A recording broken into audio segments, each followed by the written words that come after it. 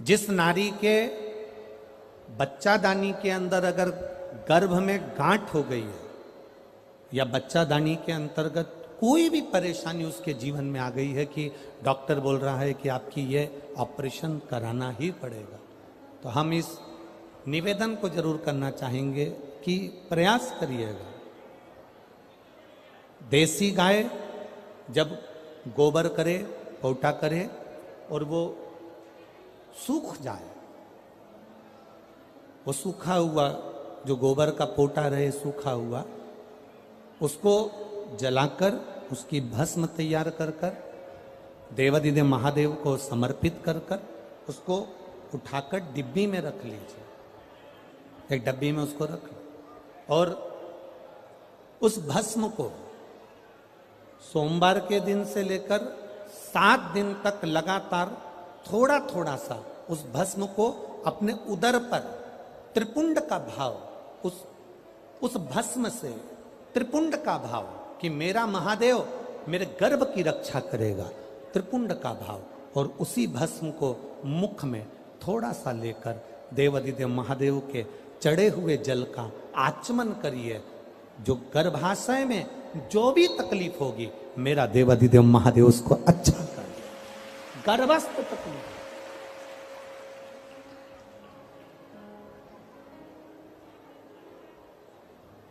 तेरी कृपा बिना नहिले एक भी अणु लेते श्वास तेरी कृपा से तनो तनो। हे गंगाधर मुक्ति द्वार ओमकार तू, भोले ओमकार तू। शरण तिहार शंभो तार तार तू। गर्भस्थ, गर्भ में अगर आपके गर्भाशय में अगर कोई तकलीफ है तो वो गाय के गोबर की, देसी गाय के गोबर की भस्म हमारे जीवन को सुख दे देती। और भी अच्छे से समझे, मान लो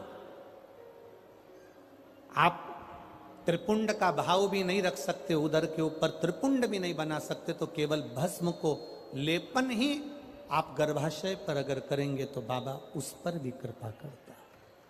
ऐसा नहीं, शिव तत्व है। सारी समस्या का हल एक लोटा जल।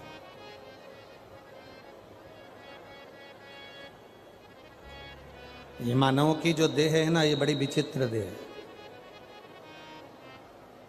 बचपन में होमवर्क लेते हो, होमवर्क करते हो, जवानी आती है तो होम लोन लेते हो, और बुढ़ापा आता है तो अलोम और विलोम करते हो। ये एक अवस्था है हमारी, ये हमारा जीवन की एक श्रृंखला है कि हमें करना है, हम करते। शिव तत्व कह रहा है, भगवान शंकर का पावन चरित्र कह रहा है। एकांबरेश्वर महादेव कांचीपुरम में, तमिलनाडु में, भारत की भूमि पर दुनिया के सबसे विशाल मंदिरों में, जो विशाल मंदिरों की गणना होती है, उन विशाल मंदिरों में सबसे बड़े मंदिर की गणना में कांचीपुरम का, ये तमिलनाडु का मंदिर एकांबरेश्वर महादेव का आता है। एकांबरेश्वर, जहां पर पाषाण का शिवलिंग नहीं है, जहां पत्थर का शिवलिंग नहीं है, जहां सोना और चांदी का शिवलिंग नहीं है, जहां हीरे पन्ने का शिवलिंग नहीं है, जहां पर मिट्टी का पार्थिव शिवलिंग की पूजन होता। अब जरा विचार करिएगा, गुरुजी क्या बात कर रहे हो? ये पार्थिव शिवलिंग, मिट्टी का शिवलिंग जहां एकांबरेश्वर महादेव के मंदिर में पूजा जाता है, वहां क्या वो शिवलिंग मिट्टी का फटा नहीं होगा? क्या उसमें दरार नहीं पड़ी होगी? क्या वो मिट्टी का शिवलिंग बेकार नहीं हुआ होगा? हम जब पार्थिव शिवलिंग का निर्माण करते हैं तब उस समय उसमें हम बहुत से पदार्थ डाल देते हैं। आप कुछ डालें ना डालें, दो चीजें मिट्टी के अंदर अवश्य डालें, एक मक्खन या दूध या गाय का, जम के बोलो, घी, और दूसरा भस्म। ये दो चीजें क्यों डालना चाहिए? कि शिवलिंग अच्छा बनेगा, शिवलिंग पक्का रहेगा, दरार नहीं पड़ेगी, उसके लिए डालना चाहिए क्या? ना ना ना, पार्थिव शिवलिंग का निर्माण करने वाले दो चीजों का स्मरण अवश्य रखें। पहला, मिट्टी के अंदर जब हम मक्खन, दूध या गाय का घी डालकर शिवलिंग का निर्माण करते हैं, जिसके घर में वंश नहीं बढ़ता, 20 साल, 25 साल, 15 साल, 12 साल हो गए हों, और जिसके घर में बच्चा ना हुआ हो, हम उनसे भी निवेदन करेंगे कि प्रत्येक प्रदोष, प्रत्येक शिवरात्रि, हर महीने प्रदोष आती है, हर महीने शिवरात्रि आती है, प्रत्येक शिवरात्रि, प्रत्येक प्रदोष को आप मिट्टी के अंदर मक्खन या गाय का दूध या गाय का घी, देसी गाय का मिलाकर शिवलिंग बनाकर उसकी पूजन करना प्रारंभ करें। 1 साल पूरा नहीं होगा, भले 20 साल हो गए होंगे, पर आपका गर्भ जरूर ठहरेगा, ये निश्चित था।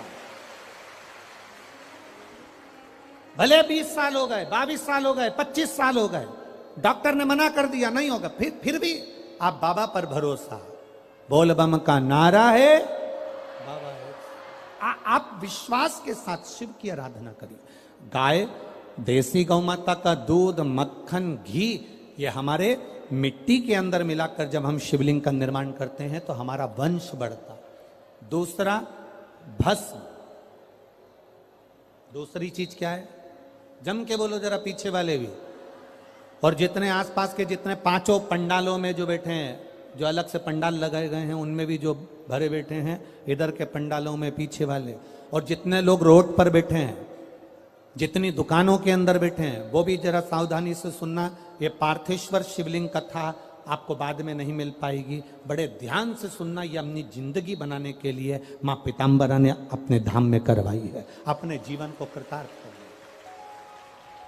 कार्यकर्ता कितनी भी बात करें, पड़ोसी कितना भी बोलता रहे, उसका कोई जवाब मत दो। आप कथा सुनने आए हो, बड़ी मेहनत से धूप में चलकर आए हो, 500 रुपए खर्च कर कर यहां पहुंचे हो, दिल से सुनना तो बाबा दिल से तुम्हारी झोली भर कर भेजेगा। समय बर्बाद मत करना बिल्कुल भी, और जिसको समय बर्बाद करना है वो चुपचाप से उठकर यहां से पंडाल से बाहर जाकर अपनी गाड़ी उठाकर जा सकता। बड़ी मुश्किल से कथा मिलती है, और दतिया वालों के तो भाग्य में आदरणीय गृह मंत्री जी ने करा ली, तो बाबा की कृपा से ये इतना बड़ा कुंभ भरा गया, यही बाबा की कृपा। दिल से सुन लो उसको। पहले नंबर पर है मिट्टी में मिलाया गया मक्खन, घी या दूध। दूसरे नंबर पर है, जम के बोलो जल्दी से, भस्म। ये दूसरे नंबर पर भस्म का प्रयोग शिवलिंग का जब निर्माण करे, पार्थिव शिवलिंग जब बनाए, मिट्टी में थोड़ी सी भस्म जरूर मिलाए। भस्म किस चीज के लिए होती है? भस्म किसके लिए धारण कराई जाती है? तो महाराज शिव महापुराण की कथा कहती है, जब शरीर में कोई बड़ी बीमारी आने वाली होती है, आप एक साधारण सा प्रयोग कर कर देखिएगा अपने जीवन में। एक साधारण सा प्रयोग, जब आपको लगे कि डॉक्टर ने बोला है कि कोई बड़ी बीमारी का चांस बन रहा है, कोई बड़ी बीमारी होने वाली है, आप थोड़े दिन तक देवाधिदेव महादेव का ये शिवलिंग, ये जलाधारी, ये जहां से जल बहता है, गणेश जी का स्थान, कार्तिकेय जी का स्थान, बीच में एक मोटी सी लाइन अशोक सुंदरी, शिवलिंग जो शिवलिंग रखा है, जो जलाधारी है वो मां पार्वती जी का हस्तकमल, ऊपर से एक एक बूंद जो पानी गिर रहा है, जिस कमंडल में से, जिस जलाधारी में से जल गिर रहा है, वहां शंकर भगवान की 5 बेटियां, जया, विषहरा, शामली बारी, दौतली और देव, ये भगवान शिव की 5 बेटी। जब आपको लग रहा है कि मेरी जांच होने जा रही है, जब आपको लग रहा है कि मुझे डॉक्टर को दिखाने जा रहे हैं, मुझे लग रहा है कि कोई बड़ी बीमारी ना निकल जाए, अल्ट्रासाउंड करा रहे हैं, एक्सरे करा रहे हैं, उससे पहले घर में अगर थोड़ी सी भस्म रखी है, उस भस्म को जब आप जल चढ़ाने के लिए शिव जी के मंदिर में जाओ, हॉस्पिटल में दिखाने के लिए जांच कराने जाओ, उससे पहले एक काम जरूर करना, शंकर भगवान का जहां शिवलिंग रखा है उस शिवलिंग के पास में भस्म का लेपन कर कर देवादिदेव महादेव पर एक लोटा जल समर्पित कर कर उसी भस्म को अपने कलेजे पर, अपने हृदय पर लगाकर देवादिदेव महादेव का पंचाक्षर मंत्र नमः शिवाय, षडाक्षर मंत्र ओम नमः शिवाय या श्री शिवाय नमस्तुभ्यम बोलकर फिर आप जांच के लिए चले जाओ। कोई बड़ी बीमारी तुम्हारी जिंदगी में निकल ही नहीं सकती। भस्म भस्म हो। भस्म का काम क्या? हमारे रोग को, हमारी बीमारी को, हमारे आने वाले जो रोग हैं, जो बीमारी है, जो तकलीफ है, उसको समाप्त करती है। भस्म का प्रयोग।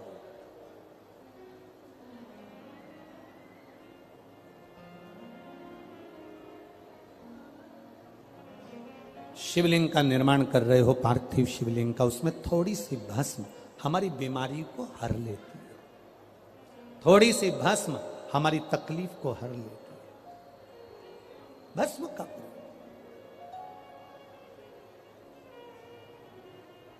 चपटी भभूत में है खजाना कुबेर का।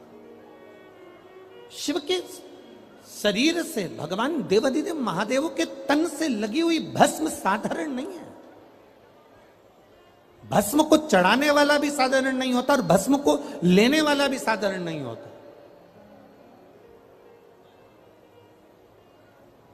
शंभु शरण पड़ी मांगो घड़ी रे घड़ी दुख काटो दया दर्शन आपो। पार्थिव शिवलिंग का निर्माण करते समय दो चीजें ध्यान से अवश्य मिलाएं। पहला माखन, घी, दूध, दूसरा भस्म। दूसरा भस्म धारण भी करना चाहिए।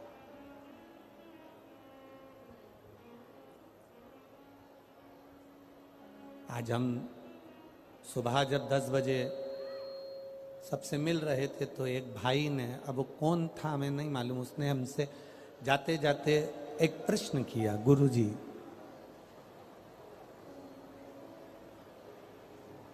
रुद्राक्ष की माला पहनना क्या जरूरी है? तुलसी की माला पहनना क्या जरूरी है? अगर हम नहीं पहने तो तेरी मर्जी। उसमें हम क्या, नहीं पहने तो वो तेरी मर्जी। हमने उस समय तो उत्तर नहीं दिया, पर हम आपसे इतना सा निवेदन करना चाहेंगे, यहां बहुत सारे, ढेर सारे कुत्ते घूम रहे हैं।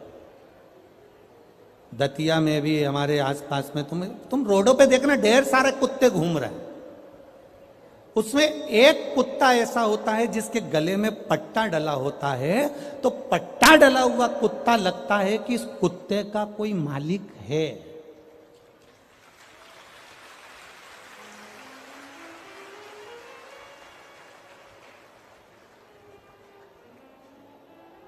भैंस देखो बहुत सारी मिलेगी, भैंस के गले में अगर पट्टा डला हुआ है, डोरी बंधी है, तो भैंस का कोई मालिक, बोलते जाओ रे दतिया वालों, भैंस का कोई मालिक है।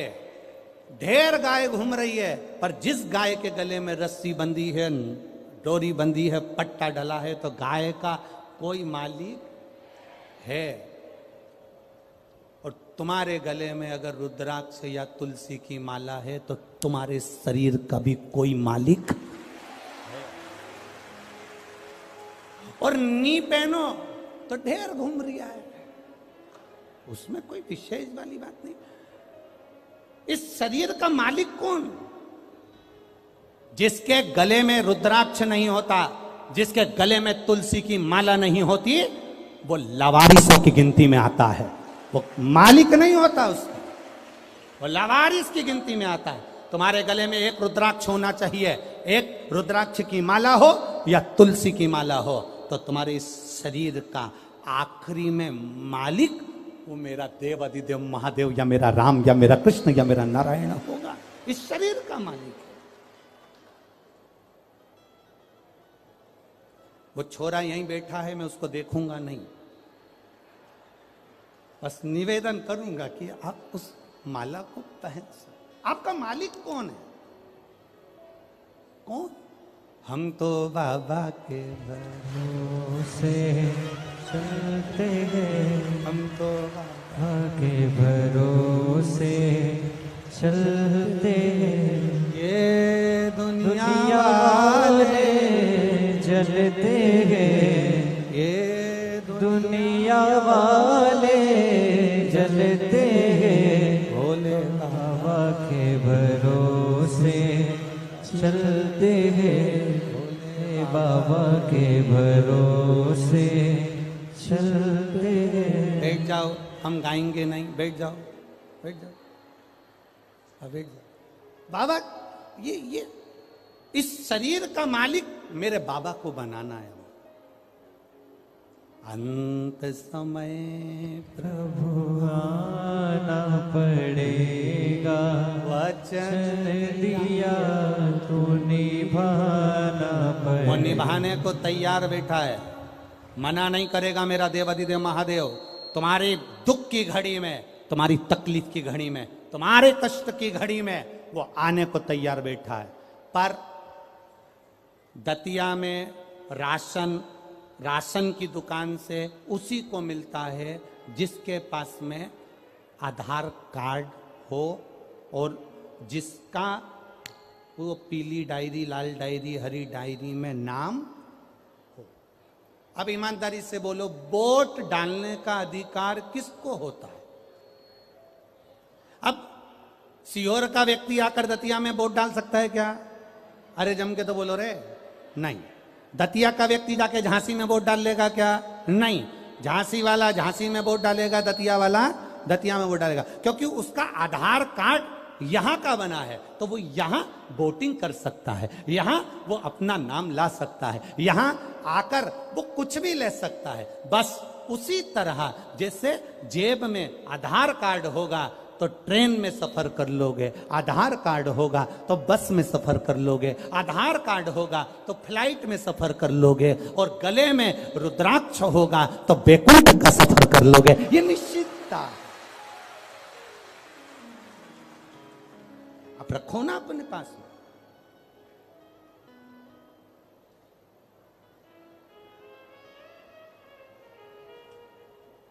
सोने की माला और रुद्राक्ष की माला में एक ही अंतर है। सोने की माला रात को मरोगे,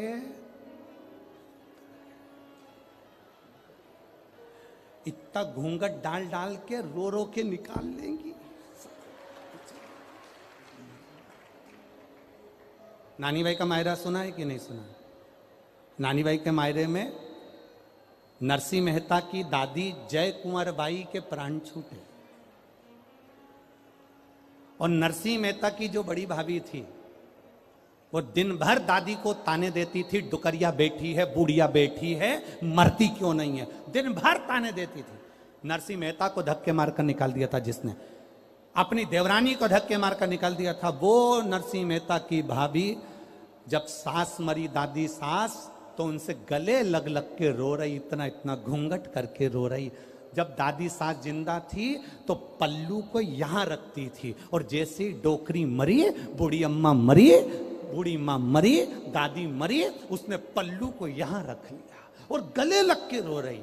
नरसिंह जी ने अपनी पत्नी से कहा, मेरी भाभी कितनी रो रही है, कितनी रो रही मेरी भाभी। इतने में नरसिंह जी की पत्नी बोली, सही कह रहे हो, दिन भर गाली देती थी पर आज दुख भी सबसे ज्यादा इसी को हो रहा है। थोड़ी देर बाद गले लग लग के रोने के बाद जेठानी ने देवरानी से कहा, मैं पानी पी के आती हूं, तू रो ले। मैं पानी पी के आती हूं, तू रो ले। जो देवरानी रोने के लिए बैठी, उसने देखा जेठानी गले लग लग के इसलिए रो रही थी क्योंकि सास के कान में सोने की मुर्की थी, उसको दांत से कतर रही थी।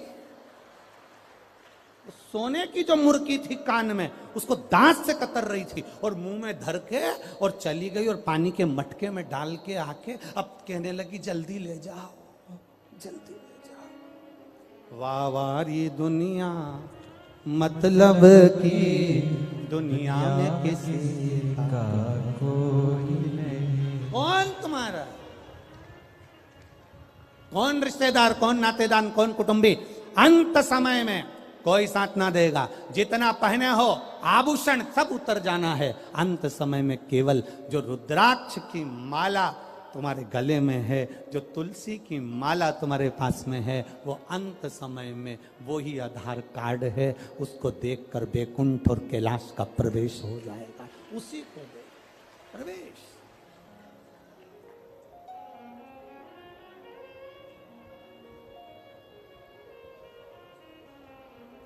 सोने की चेन गले में होगी तो चोर की नजर होगी। आप बहुत सुंदर होगे तो लुच्चों की नजर होगी। और गले में अगर रुद्राक्ष या तुलसी की माला होगी तो मेरे महादेव की नजर होगी। ये निश्चितता है, निश्चित। बोल बम का नारा है। आपके गले की माला, आपके गले का पड़ा हुआ एक रुद्राक्ष आपको परम धाम तक लेकर जाएगा, शिव तत्व तक लेकर।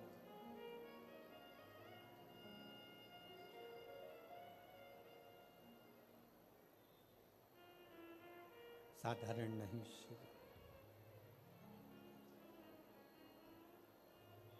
शिव साधारण नहीं। एक बार की बात है, शंकर भगवान से माता पार्वती जी ने कहा, प्रभु मेरा मन है, मेरा मन, बाबा एकांत में जाकर मैं तप करना चाहती हूं, मेरा मन है। शिव जी ने कहा जाओ। यही कांचीपुरम का जो तमिलनाडु क्षेत्र के अंतर्गत कांचीपुरम है, और वहीं पर एक आम के पेड़ के नीचे माता पार्वती तप करने के लिए बैठ गई। आम के पल्लों में, आम के पेड़ के नीचे।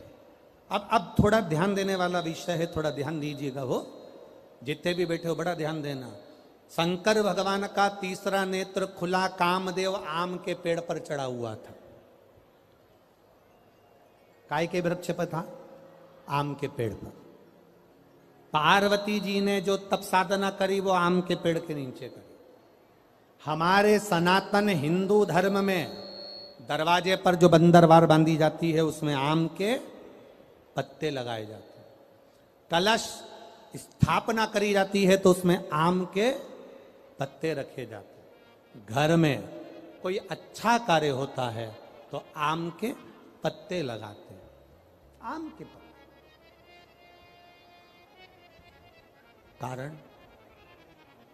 कारण क्या था? केवल एक कारण। देवादिदेव महादेव ने जब कामदेव को भस्म करा, उस समय पर भगवान शिव का नेत्र कामदेव पर पड़ा, कामदेव भस्म हुआ। आम के पल्लव में छुपा था, आम के पल्लव में। आम का वृक्ष भी उस समय पर कामदेव के भस्म होने पर जलने लगा, तड़पने लगा, चिल्लाने लगा। आम के पल्लव में से आवाज आने लगी, बाबा बाबा बाबा कहकर जब पुकारा,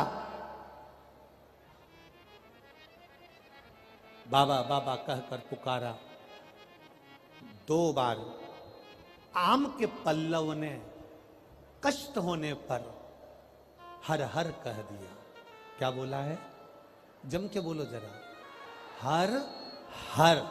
केवल 2 बार आम के पल्लव ने बोलना चाह रहा था, मैं हरा भरा हूं, हरा हरा हूं, और आपने मुझे जला दिया। हर हर बोला। शिव जी की दृष्टि पड़ गई। भोलेनाथ जी ने कामदेव भस्म होकर जमीन पर गिरे और आम के पल्लव को, आम के वृक्ष को शिव जी ने भस्म होने से रोक दिया और कहा, सुन आम के वृक्ष, आम के पल्लव, तूने हर हर कहा है, इसलिए तेरे को मैं भस्म नहीं करूंगा। तेरे ऊपर आने वाली जितनी बाधाएं होंगी वो सब नष्ट कर दूंगा। आम के पल्लव ने कहा, प्रभु मुझ पर आने वाली बाधा अगर आप नष्ट कर रहे हैं तो मुझे वर दे दीजिए नाथ। ऐसा वर दे दो जिसके दरवाजे पर, जिसकी पूजन में, जिसके द्वार पर आम के पल्लव बंधे होंगे उसके घर में कभी दुख प्रवेश ना करे, ये वर दे दिए।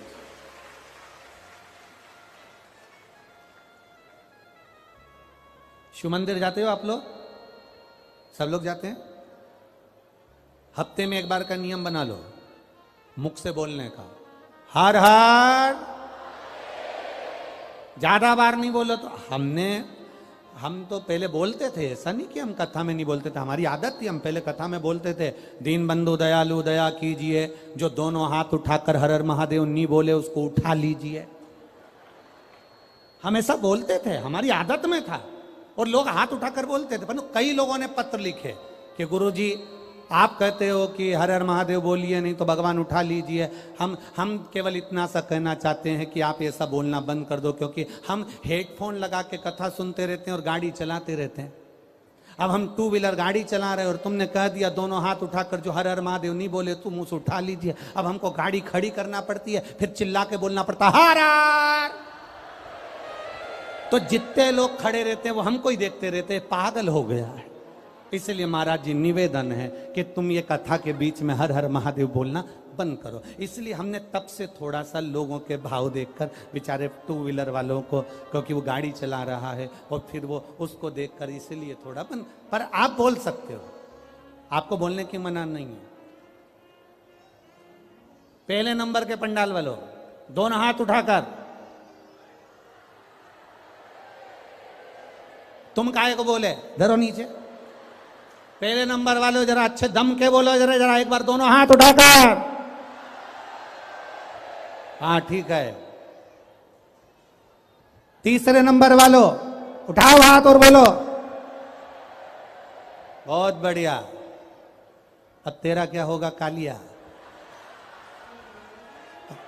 तुम बोल लो, दोनों हाथ उठा के। बहुत बढ़िया, जोरदार। अरे लुटा दिया भंडार काशी वाले ने, कर दिया माला माल काशी वाले ने। लुटा दिया भंडार काशी वाले ने, कर दिया माला माल काशी वाले ने। लुटा दिया भंडार काशी वाले ने, कर दिया माला माल काशी वाले ने। लुटा दिया भंडार काशी वाले ने, कर दिया माला माल काशी वाले ने। लुटा दिया हाँ लुटा दिया, लुटा दिया हाँ लुटा दिया, लुटा दिया हाँ लुटा दिया, लुटा दिया हाँ लुटा दिया। लुटा दिया भंडार काशी वाले ने, कर दिया माला माल काशी वाले ने। लुटा दिया भंडार काशी वाले ने, कर दिया माला माल काशी वाले ने।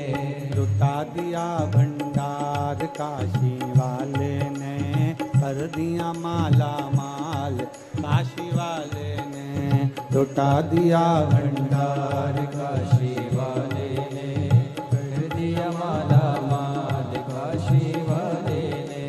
कर दिया माला माल काशी वाले ने, कर दिया माला माल काशी वाले ने, कर दिया माला माल काशी वाले ने, कर दिया माला माल काशी वाले ने। अरे लुटा दिया भंडार काशी वाले ने, कर दिया माला माल काशी वाले ने। ओ लुटा दिया भंडार काशी वाले ने, कर दिया माला माल काशी वाले ने। बड़े भाव से दोनों हाथों से ताली सेवा देते हुए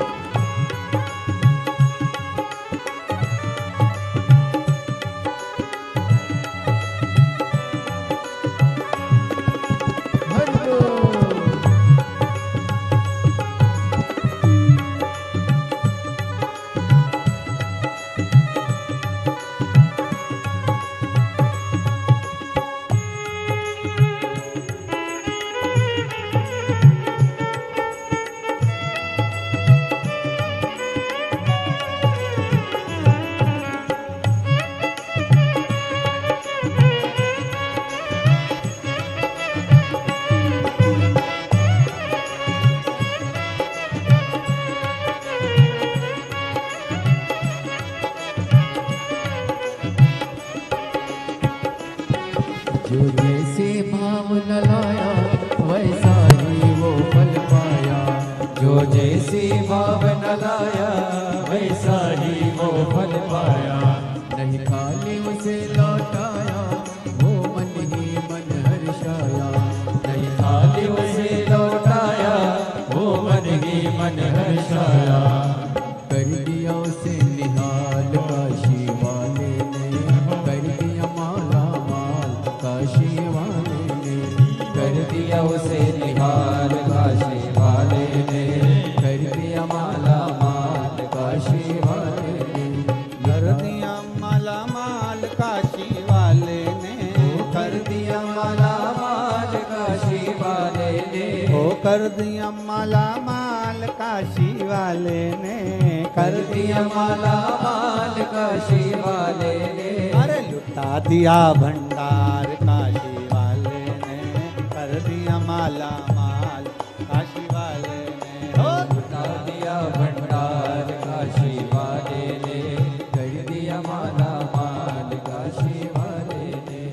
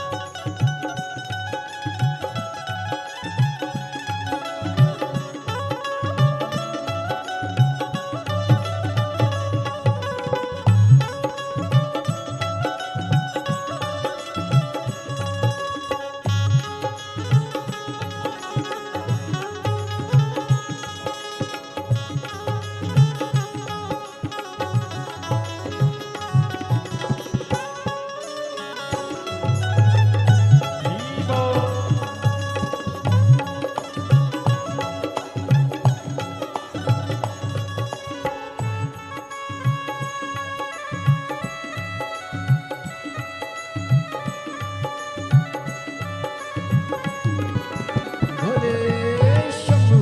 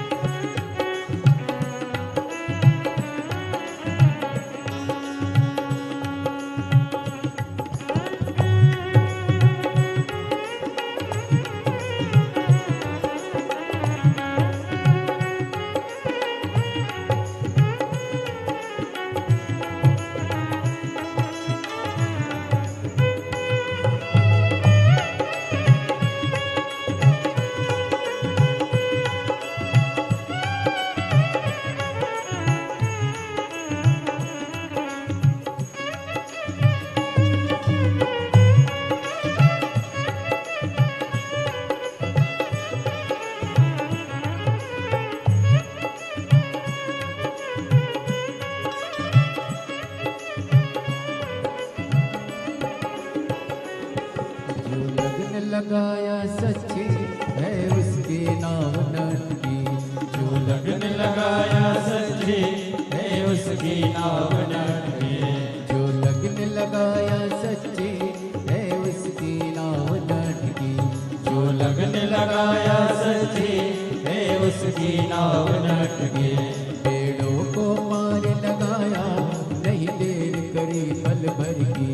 पेड़ों को पार लगाया देर करे पल भर के। मिटा दिया जंजाल काशी वाले ने। कर दिया माला माल काशी वाले ने। मिटा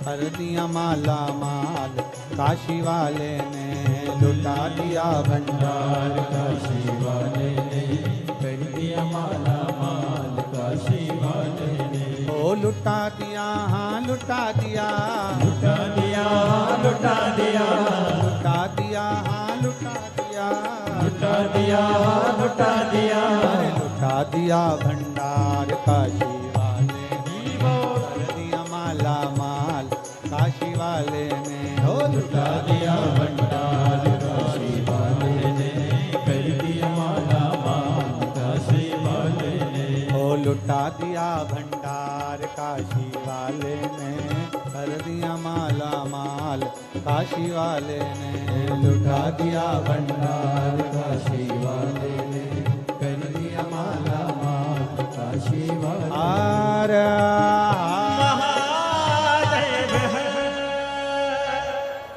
अपने स्थान पर बैठकर भगवान देवाधिदेव महादेव से भाव से प्रार्थना करिए। बोल बम का नारा है, जहाँ जगह मिल जाए वहाँ बैठकर भगवान देवाधिदेव महादेव से, जितने भी लोग जाली के इधर उधर खड़े हैं उनसे भी कहेंगे, बार बार मौका नहीं मिलेगा, जहाँ जगह मिल जाए वहाँ बैठ जाओ और बैठ के बाबा से प्रार्थना करिए। क्योंकि कथा में, शिव महापुराण में सबसे मूल है, आप बैठकर जब बाबा से कहते हो कि मेरे दुख को काटो, तो बाबा 3 महीने के अंदर आपका दुख बाबा काटता जरूर है। जहां जगह मिले वहां बैठकर, जो बाहर खड़े हैं दुकानों के सामने, रोड पर, जहां तुम्हें मौका मिल जाए वहां बैठकर 2 क्षण बाबा से हृदय से प्रार्थना करो।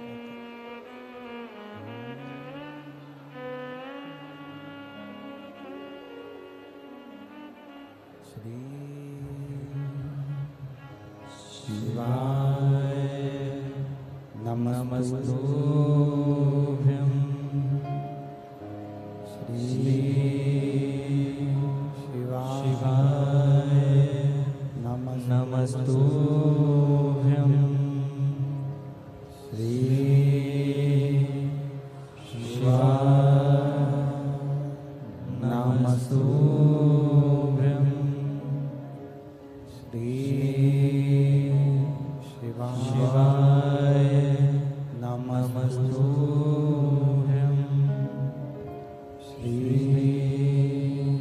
शिवाय नमस्तुभ्यं। भोला सब दुख काटो हमारा, ओ भोला सब दुख काटो हमारा। शिव शंकर जपो तेरी माला, बोले बाबा जपो तेरी माला, भोला सब दुख काटो हमारा, ओ भोला सब दुख काटो हमारा। वेश है मंगल मंगलकारी, वेश है मंगल मंगलकारी, शमशान वासी हमारा, शमशान वासी हमारा, ओ भोला सब दुख काटो हमारा, ओ भोला सब दुख काटो हमारा। शिव कथा कहती है, पार्वती जी ने आम के वृक्ष के नीचे तप किया।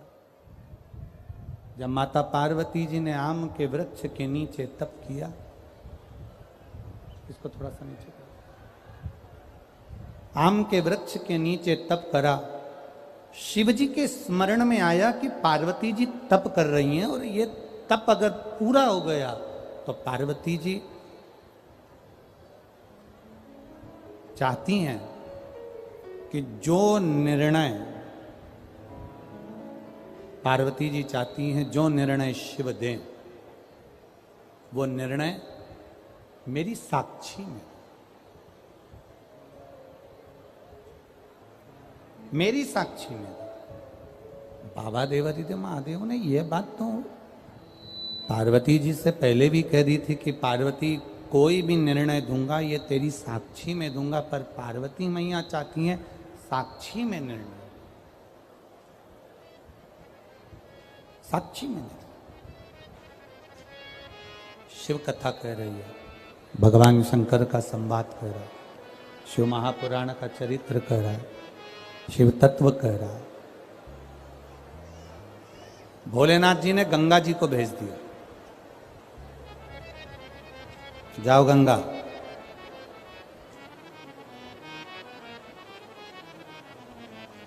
जाकर गंगा जी इतना तेज पानी का वेग लेकर जाना कि पार्वती की तप साधना टूटे।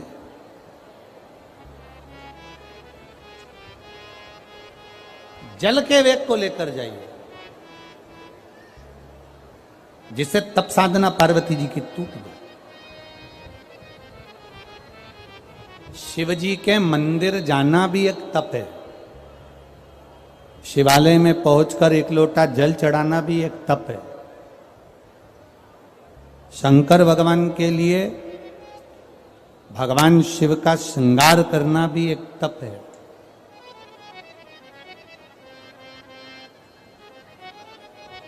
और किसी साधारण व्यक्ति को प्यासे को पानी पिलाना, भूखे को भोजन कराना, यह भी एक तप साधना का ही मूल तत्व है।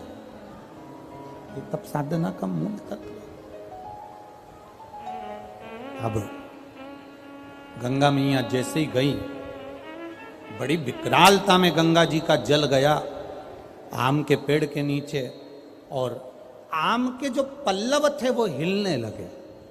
आम के पल्लव जब हिलने लगे तब मां पार्वती की नेत्र, माता पार्वती के नेत्र खुल के मां गंगा से कहा, गंगा तू मेरी बहन है, तू मेरी बहन है गंगा, मैं छोटी हूं तू बड़ी है, गंगा तू मेरी बहन होकर मेरी तप साधना तोड़ने के लिए आई है। गंगा तुझ में और मुझ में कोई भेद नहीं है, तू भी तारनहार है और मैं भी तारनहार हूं, तो क्यों मेरी तप साधना तोड़ने के लिए आई है। गंगा जी ने हाथ जोड़कर अपनी बहन से कहा कि मुझे शिव जी ने भेजा है, भगवान देवादिदेव महादेव ने मुझे भेजा है। तो गंगा अब तू बता, ऐसा मैं क्या करूं जिससे मैं देवादिदेव महादेव से एक वर प्राप्त कर लूं। तू ऐसा सरल सा साधन बता दे। तो एक इसकी हवा आ रही है, इसको थोड़ा नीचे कर दे। तू एक सरल सा साधन बता दे, थोड़ा सा नीचे कर दे। गंगा जब तुम एक सरल सा साधन बता दोगी तो ये निश्चितता है कि मेरे को शिव की प्राप्ति होगी। आप एक सरल सा साधन बता दी, बिल्कुल सरल सा साधन। और सुन लो दतिया वालों, जितनी भी दतिया में मेरी जिज्जियां बैठी हैं सब सावधानी से सुन लीजिए। और जितने मेरे जीजा बैठे हैं ना, क्या बोलते हैं इधर, लाला जी है, तो बड़े सावधानी से सुनिएगा। और जितने आस्था चैनल पर सुन रहे हैं और जितने फेसबुक यूट्यूब पर सुन रहे हैं, बड़े सावधानी से। पार्वती जी गंगा जी से पूछ रही हैं एक सरल साधना, एक सरल भाव शिव को प्राप्त करने का, एक सरल तरीका गंगा जी ने कह दिया, सबसे सरल तरीका मैं तुम्हें बता रही हूं। मिट्टी लाओ, उसका एक शिवलिंग का निर्माण करो। वो शिवलिंग का निर्माण करोगे और निर्माण करने पर उस शिवलिंग को बनाते समय तुम्हारे हृदय में जो भाव आएगा, देव अधिदेव महादेव तुम्हारी वो मनोकामना उसी क्षण पूरा कर देगा। निर्माण के समय पर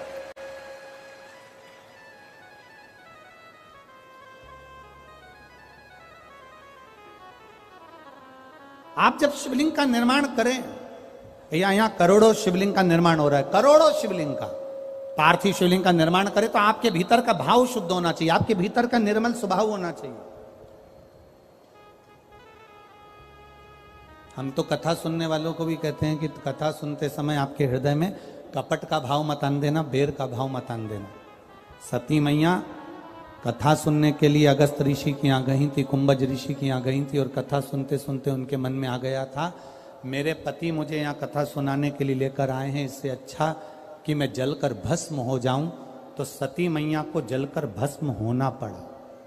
शिवजी के मन में कथा सुनते सुनते आ गया था कि मेरा मन करता है कि मैं राम का दर्शन करूं, तो शिवजी को राम का दर्शन हो गया। जो शिव महापुराण की कथा के पंडाल में बैठकर, पंडाल के क्षेत्र में कहीं पर भी बैठकर जो कामना करता है, देव अधिदेव महादेव उसको 3 महीने के अंदर पूरा कर देता है। यह शिव तत्व।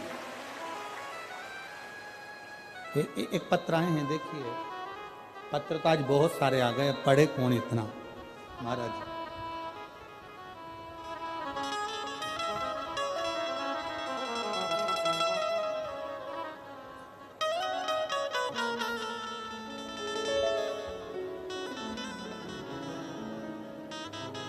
मेरा नाम रेणु गुप्ता है, पति का नाम राहुल गुप्ता है। मैं इंदरगढ़ जिला दतिया की रहने वाली हूँ। कहीं बैठी हो तो हाथ हिला सकती हैं, जहां कहीं भी बैठी हो अपना हाथ हिला सकती हैं। रेणु गुप्ता, पति का नाम राहुल गुप्ता, मोबाइल नंबर लिखा है, इंदरगढ़ जिला दतिया की रहने वाली हूं। कहीं बैठी हो तो अपना हाथ हिला सकती हैं, जहां कहीं भी बैठी हो। आपने लिखा है, गुरुजी 1 लोटे जल का मैं क्या वर्णन करूं। मैं एक हार्ट पेशेंट हूं, मेरे हार्ट में 40 mm का एक छेद है, जो डॉक्टर ने इको रिपोर्ट में बताया है, जिसकी जांच में लगा रही हूं, जिसका कोई इलाज नहीं है। 1 लोटे जल का मैं क्या बखान करूं गुरुदेव। 7 मार्च 2021 को मेरे को बीमार हुई और बच्चेदानी में नसों का एक गुच्छा आ गया। नसों का गुच्छा आया, ग्वालियर में दिखाया, ग्वालियर से मुझे दिल्ली रेफर कर दिया। फिर दिल्ली के एम्स में अल्ट्रासाउंड कराया तो मेरे गर्भाशय में 32 mm नसों का गुच्छा बताया, जिसका ऑपरेशन का बोला। हमने वो 32 mm का ऑपरेशन कराने के लिए तैयार हुए, ऑपरेशन तो करवा लिया, पर गुरुजी कुछ ही दिन में वो गठान का गुच्छा, नसों का गुच्छा वापिस आ गया। गुरुदेव दूसरी बार, पहली बार जब आया वो 7 मार्च 2021 को आया तो हमने ऑपरेशन कराया। दूसरी बार 5 मार्च 2022 को वापिस 23 mm का नस में नसों का गुच्छा गर्भाशय में आ गया। गुरुजी, मेरी बहन ने बताया कि टीवी पर कथा सुनो और डॉक्टर को दिखाकर आ जाओ और बाबा पर भरोसा करो, क्योंकि 2 बार ऑपरेशन डॉक्टर ने भी मना कर दिया कि शायद बड़ी बीमारी हो सकती है। हम वापिस आए, दवाई लाए, पशुपति व्रत करना प्रारंभ करा। बाबा की कृपा से 5 सोमवार पूरे होने पर हम वापिस एम्स में जांच कराने के लिए गए, ऑपरेशन के लिए। डॉक्टर ने जांच कर कर, इको कर कर बताया कि तुम्हारा वो बच्चेदानी में जो नसों का गुच्छा था वो समाप्त हो गया है और बाबा की कृपा है। ये शिव तत्व है। तेरी कृपा बिना न हिले एक भी अणु लेते हैं श्वास तेरी कृपा से तनो तनो।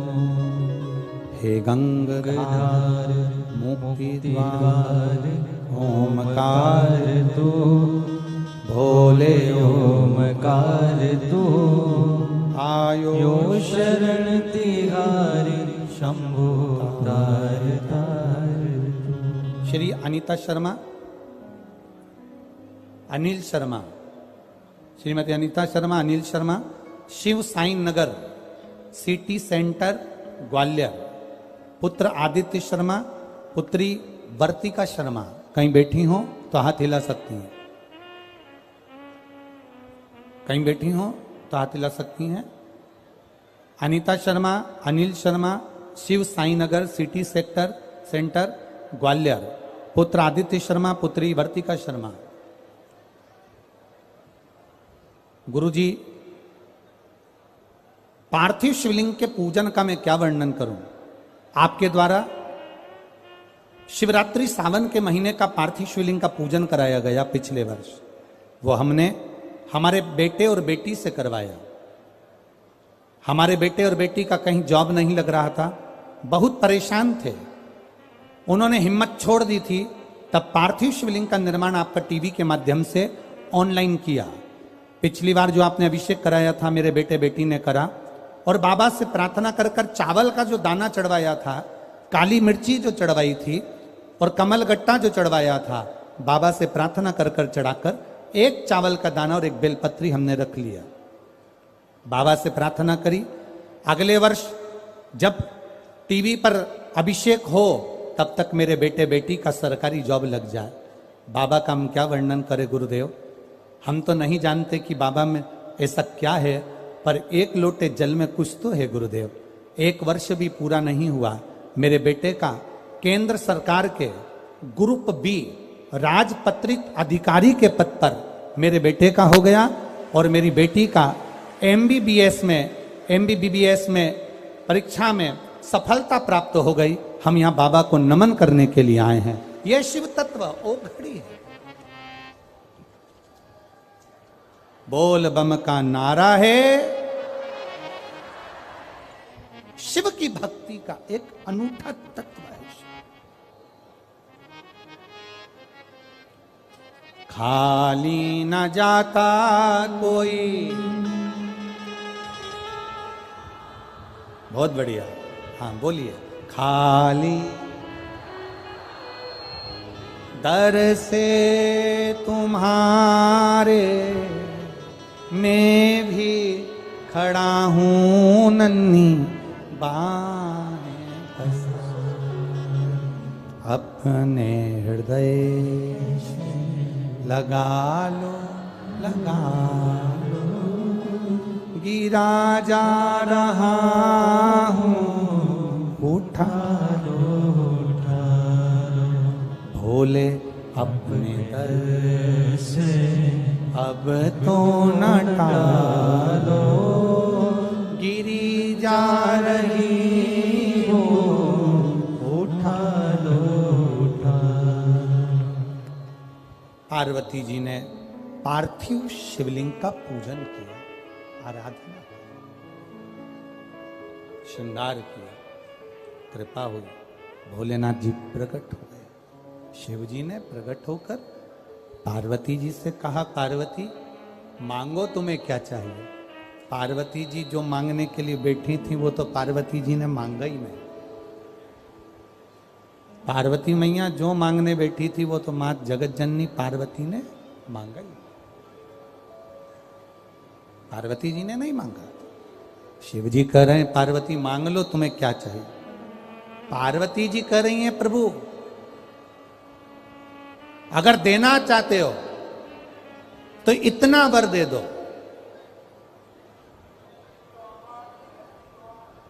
कि जिस पार्थिव शिवलिंग को मैंने बनाया है, ये जो मिट्टी का शिवलिंग मैंने निर्माण किया है, पार्थिव शिवलिंग जो मैंने बनाया है, ये संसार सागर में कभी भी नष्ट ना हो, और पार्थिव शिवलिंग का निर्माण करने वाला कभी बर्बाद ना हो, वो उन्नति पर चढ़ता चले।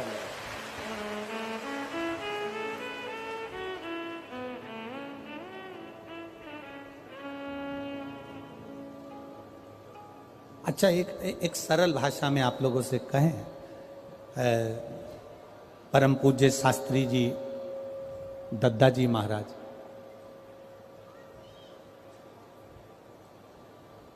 परम पूज्य शास्त्री जी दद्दा जी महाराज, जिन्होंने एक अलग अलग जगाई थी शिवलिंग, पार्थिव शिवलिंग निर्माण की।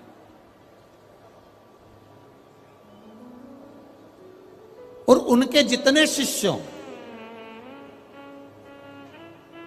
उनके जितने शिष्य हैं, मैं उनसे निवेदन करूंगा, आप अपनी जिंदगी में देखना कि आपके गुरु ने, और हम सबके गुरु हैं वो केवल जिन्होंने गुरु मंत्र लिया उन्हीं के नहीं, आदरणीय दद्दा जी संपूर्ण भारतवासियों के गुरु हैं, संपूर्ण।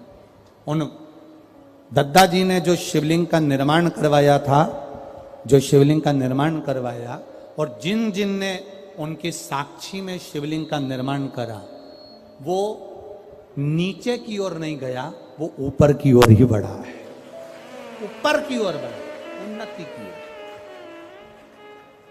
क्योंकि मां जगत जननी स्वयं देवादिदेव महादेव से कह रही हैं, भगवान शंकर से कह रही हैं कि जो ये मैंने जो पार्थिव शिवलिंग बनाया है, प्रभु इतनी सी कृपा करना कि ये नष्ट ना हो, ये नष्ट।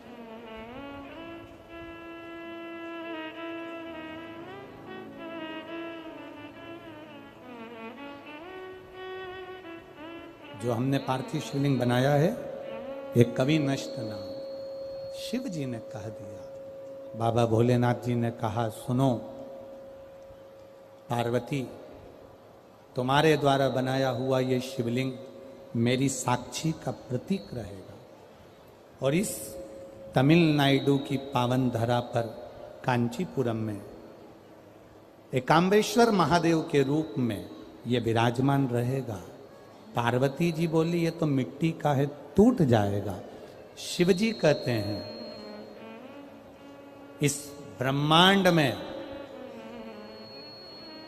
जब तक इस पृथ्वी पर कहीं पर भी पार्थिव शिवलिंग का निर्माण इस भूमंडल पर देव, असुर, मनुष्य जो करेगा, पूरे ब्रह्मांड में, पूरे पृथ्वी पर कहीं पर भी अगर पार्थिव शिवलिंग का निर्माण प्रतिदिन कहीं ना कहीं हो रहा होगा, जब तक मृत्यु लोक पर पार्थिव शिवलिंग बनता रहेगा, तब तक ये शिवलिंग कभी नष्ट नहीं होगा, और ये सदा बना है, सदा बना।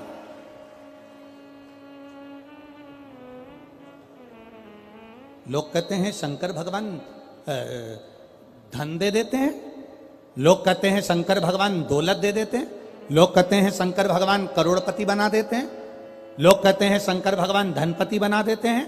शिव महापुराण की कथा कहती है, शंकर भगवान पर एक लोटा जल शिवालय में जाकर जो शिवलिंग पर चढ़ा रहा है, शंकर भगवान उसको करोड़पति बनाए का ना बनाए, शंकर भगवान उसे लखपति बनाए कि ना बनाए, शंकर भगवान उसको अरबपति बनाए कि ना बनाए, पर यह पक्का है, जो शिव जी पर एक लोटा जल चढ़ाता है, शंकर भगवान उसको हाथ पकड़कर अपना बना लेते हैं। जब तिजोरी उसकी हो जाती है, तो माल सब आपका हो जाता है।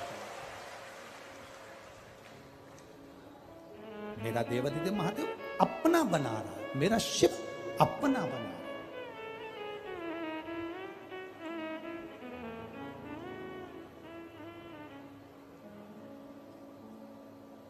और जब देखो, ये बहुत विचित्र बात है, अपना बनाना बड़ा कठिन है।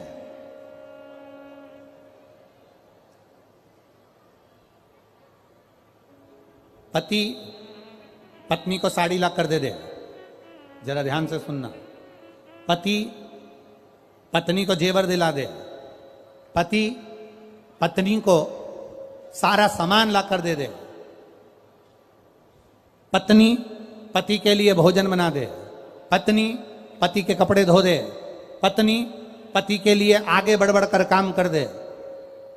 पति पत्नी को सामान ला कर दे रहा है, वस्तु ला कर दे रहा है, उसको जो चाहिए सब ला कर दिया, पर पति का स्वभाव सबसे अच्छा हो और पत्नी से अच्छा ना हो, या पत्नी का स्वभाव सबसे अच्छा हो और अपने पति से अच्छा ना हो, तो फिर समान की कोई मूलता है क्या? समान की कोई मूलता? समान की क्या मूलता? वाणी ऐसी बोलिए जो मन का आपा होए।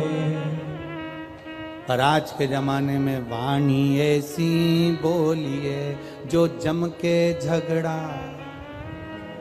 पर उससे मत बोलिए जो तुमसे तगड़ा। आजकल का जमाना थोड़ा उल्टा है। बोलो प्रेम की वाणी। आप सामान ला दिए, वस्तु ला दिए, दौलत ला दिए, धन ला दिया, मकान बना दिया, जायदाद बना दी, संपदा बना दी, कपड़े ला दिए, जेवर ला दिया, पर आपका स्वभाव भी तो ठीक होना चाहिए। आपका स्वभाव अच्छा हो।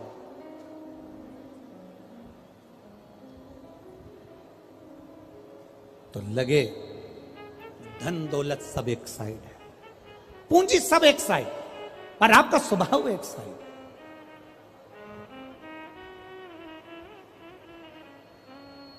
भाई बहुत बहुत अंतर आता है चीजों में। एक अनुभव आपकी जिंदगी में लगा कर रखिएगा।